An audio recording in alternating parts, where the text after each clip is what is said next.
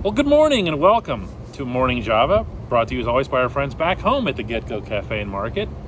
Alex Stumpf is here. I'm Dan Kovacevic. We are in Tampa, kind of crossing paths, figurative passing of the baton, if you will. I'm going to be down here for spring training for a few days here. This guy's going home to do what? Sleep. Let's talk about a little bit of hockey and baseball, both. All right. Down here is a team that is very clearly playing toward a window of some kind. At least you'd like to believe that, meaning that's why you'd keep payroll down so someday you can raise payroll whenever it's the right time. Back home, I should say out west right now in California, is a hockey team that is, they could not make it clear when they're playing for. And that's I want to get your thoughts on that, because they're parting ways with all their draft picks and a whole lot of else for the future here, and I just wonder about it. You know, especially since I'm around both teams. You know what I mean? Because I can see both sides of this argument. You know, it's probably going to stink in a couple years whenever Sid and Gino aren't at the top of their game anymore.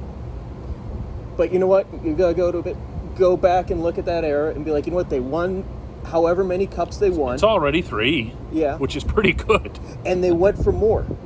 Yes. Because whenever you look at, say, the 2016 and 2017 Pirates, whenever they still had Kutch and they still had Cole, and what did they do in that offseason? Very little peripheral moves at best. No, nothing. Yeah. I mean, 2016, and you know, I've been writing this for years, is the one that I hold the most against Bob Nutting specifically, but also Frank Coonelly, Neil Huntington, and everybody else involved. You just couldn't do that. Yeah. You couldn't enter 2016 with Ryan Vogelsong, John Neese, and whatever.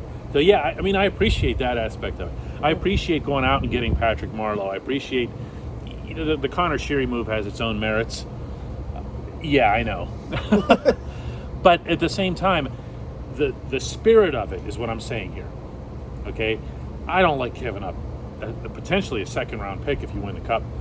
I take that one back. Okay, of course you give up a second-round pick if you win the Cup. But a third-round pick, you know, for Patrick Marleau, you know, just some of this stuff is just it. You don't hoist banners for draft picks that you kept. Okay, I know. I mean, you'd think you would be the one taking this side instead of me, because you're the one that's around the Pirates all the time. And I'm one who was around whenever they sold the farm for Chris Archer, which was stupid. See, you can't even apply logic to the Archer trade. It was just stupid. That was just 10 degrees of stupid. Selling tickets. But what up? That did well. Yeah, I'm saying why they tried to make it. Here's my thing, and I'll go to another black and gold team that doesn't even play in Pittsburgh as my ultimate role model for this. That's the Boston Bruins.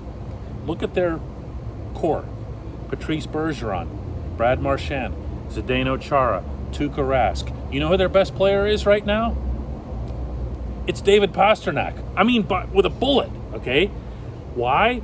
Because they kept that core, that older core, together, and they didn't need them to be their best guys. Do you know what I mean? They just kept drafting. They got their Charlie McAvoys. They got these younger guys who came along, and now I'm not going to say that Bergeron and Marchand and these other guys are supporting cast. They're not. They're extremely important to what Boston does.